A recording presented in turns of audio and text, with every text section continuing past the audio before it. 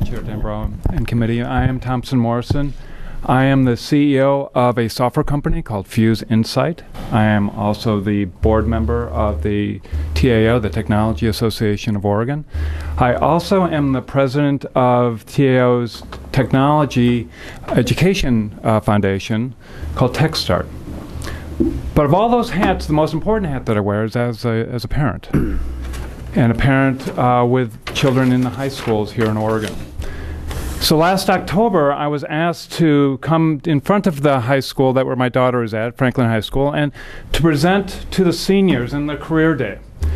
And at that career day, I was preceded by someone from the department talking about workforce and talking about where the jobs were. And they were talking about how the jobs in our economy, and our economy itself is being driven by two important clusters: advanced manufacturing and software. She then asked these seniors how many of them were interested in going into computer science. Out of these 375 students at Franklin High School in Portland, Oregon, 3 students raised their hands. I'm standing there, and I know, as the board member of the TAO, that our most pressing problem in our industry is talent. It's a desperate situation. It is at a point of a crisis.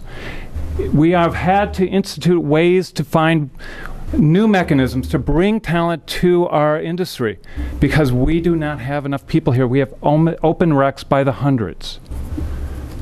And so I'm sitting there looking at these kids and thinking, we have a problem.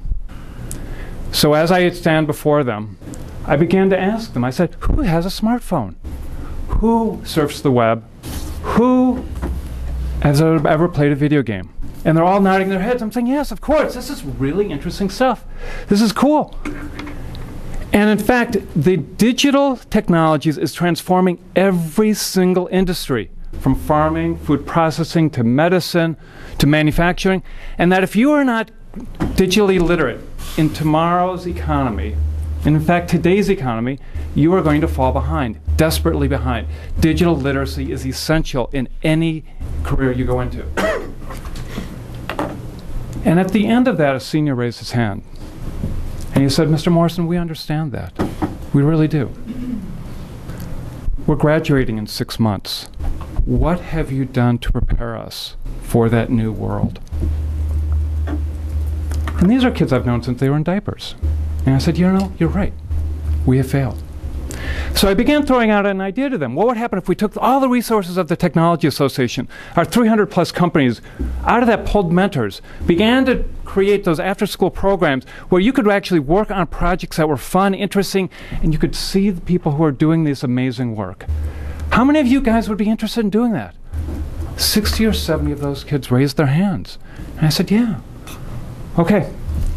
We commit to you that by the beginning of the spring term, we will have that in place for you. So you have at least 1 term of exposure, of practice, of coaching from our industry before we send you off. And then we will put that in place for the rest of the students. And then I asked the students, what do we call this thing? And a girl raised her hand and said, we're going to call it Tech for Tomorrow. So I began floating that idea around with my colleagues. I said, hey, the students want to do this. What do you think? And they said, yeah, what a great idea. So in the first week of January, we pulled together an amazing group of people around the industry. We had educators, we had legislators, we had people from the industry, we had software developers, and say, we have 6 weeks before the beginning of the term. We have committed to them to launch this. And we have committed not only to launch this at Franklin, but to create a model that we can scale to every high school in the state. Can we do that? Because in our world, we work fast. Can we do that? And they said, yes, we can do that. And we've done it. In 6 weeks, with hundreds of conversations, virtual conversations, we have actually launched a program at Franklin High School that is to be designed as a model for our state.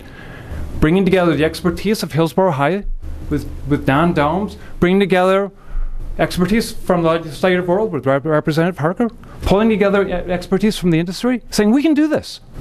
We can do this in partnership with our government, in partnership as a public-private, because we need to do this together. And so I come here today to demonstrate that we're not asking you guys, our legislative bodies, our representatives, to solve our problems. We're asking for a partnership. And a partnership that allows us to release this incredible talent that we have of our industry and our kids, to allow us to be able to quickly form new strategies, to invest strategically in those that we can scale. Because this is our Sputnik moment. This really is. I spent 12 years living in China. I have seen that economy be transformed. There are twice as many smartphones being sold this year in China as in the United States. That means 250 million smartphones in China. This is a very technologically savvy culture. And the whole region is, and the whole country is. We don't have time to sit back. This is our time to act. This is a small first step. It's an important strategic first step, but it is an essential first step with this bill.